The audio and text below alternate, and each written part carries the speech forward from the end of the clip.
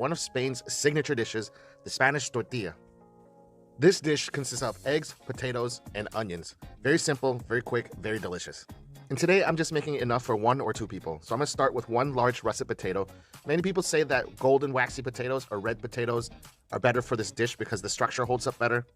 But I feel like as long as you fry the potato until the outside is nice and crisp, it doesn't really matter. As you see here, I split the potato into quarters and then I just cut them into slices. Make sure that everything is sliced evenly so they all cook the same. And same thing goes for the onion. Just split it in half and just chop it evenly along the seams.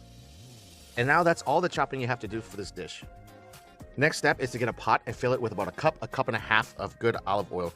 This is what we're going to use to cook our onions and our potatoes. For me, I find that it is best to cook them separately. You want to cook the onions first, that way they'll get a nice caramelization and it will flavor the oil. Now here I cook the onions for about 8 to 9 minutes until they're nice and caramelized. I have a nice little chef trick for you guys. When rinsing the potatoes, I like using hot water.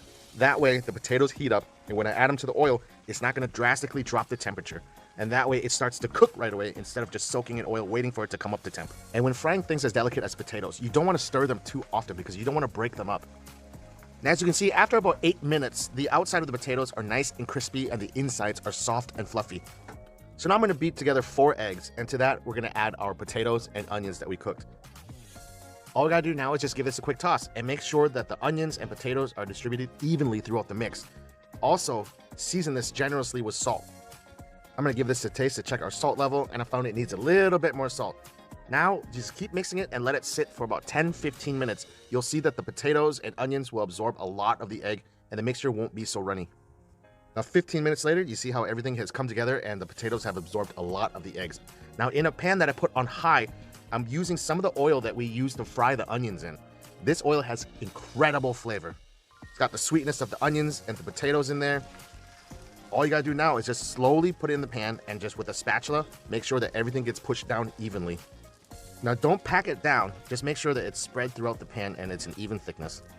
And you want to be careful not to break the potatoes because this will give you a beautiful cross section when you cut into your tortilla. So again, we're going to cook this on high for about a minute and a half, and then we're going to turn it down to low for about another minute and a half, about 3 minutes total. As you can see in the bottom now, we have a nice golden brown color.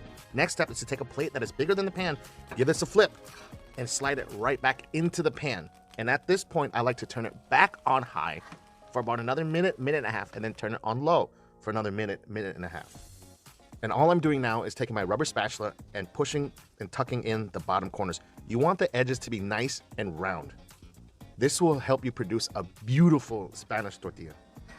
I really like to keep tucking in the edges with my spatula to make sure that the edges are really smooth. You want to make a really beautiful tortilla.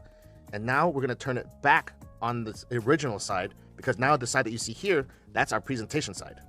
And to check to see if it's done, all you have to do is press down on it like you would a steak. If it's really spongy, that means it's still raw in the middle, and just continue to cook it on low until the desired texture. So the total cooking time for this tortilla took about 7-8 minutes or so, and now we're going to put it on a plate and present it and bring it to the table. As you can see, the edges are perfectly crispy, perfectly round and smooth. The beautiful caramelization on the top, you can see the onions and the potato edges. Now I did let this cool down for about 5 minutes. Traditionally this is eaten at room temperature, but me, I always love to have a bite when it's still warm because then the middle is nice and gooey. Now all you gotta do is get a sharp knife and cut it into however you want. I prefer wedges, but I've seen this cut in squares. It's up to you. I love my tortillas to have a middle that is a little bit runny and moist. Look at this beautiful, beautiful cross section of the potatoes and onions. Let's dig into this.